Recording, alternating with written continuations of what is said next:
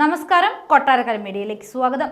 മോളിവുഡിനെ അത്ഭുതം സമ്മാനിച്ച ചിത്രമാണ് മഞ്ഞുമൽ ബോയ്സ്. യഥാർത്ഥ സംഭവത്തെ ആസ്പദമാക്കിയ ഈ സർവൈവൽ ത്രില്ലർ ചിത്രത്തിന്റെ റിലീസ് ഫെബ്രുവരി 22-നായിരുന്നു. ചുരുക്കം പ്രൊമോഷണൽ മെറ്റീരിയലുകളിലൂടെ പ്രീ റിലീസ് ഹൈപ്പ് നേടിയിരുന്നു ചിത്രം. റിലീസ് ദിനത്തിൽ തന്നെ മസ്റ്റ് വാച്ച് എന്ന അഭിപ്രായം വന്നതോടെ ബോക്സ് ഓഫീസിൽ കുതിപ്പാരംഭിച്ച ചിത്രമാണിത്.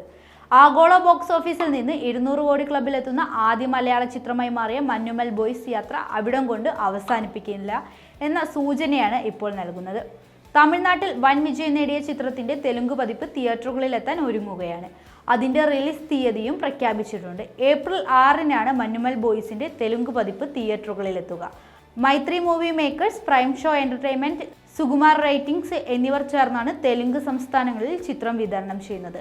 നേരത്തെ പ്രേമുലിന്റെ തെലുങ്ക് പതിപ്പ് തിയേറ്ററുകളിൽ വിജയം നേടിയിരുന്നു. തമിഴ്നാട്ടിൽ നേടിയ റെക്കോർഡ് വിജയമാണ് ബോക്സ് ഓഫീസിൽ 200 കോടി നേടാൻ മഞ്ഞുമൽ ബോയ്സിനെ സഹായിച്ചത്. തമിഴ്നാട്ടിൽ നിന്ന് മാത്രം 50 കോടിയിലേറെയാണ് ചിത്രം നേടിയത്. ആഴ്ചകളോളം തമിഴ് സിനിമാ പ്രേമികൾക്കിടയിൽ ഈ മലയാള ചിത്രമായിരുന്നു ചർച്ച. കമൽഹാസന്റെ ഗുണ എന്ന സിനിമയുടെ റെഫറൻസും കൊടൈക്കനാൽ പ്രധാന ലൊക്കേഷനായതുമാണ് തമിഴ്നാട്ടിൽ ചിത്രത്തെ ഇത്രയും ജനപ്രിയമാക്കിയത്. അതേസമയം തെലുങ്ക് പ്രേക്ഷകർക്കിടയിൽ ചിത്രം എത്തരത്തിൽ ജനപ്രീതി നേടുമെന്ന് അറിയാനുള്ള കാത്തിരിപ്പിലാണ് സിനിമാ ലോകം.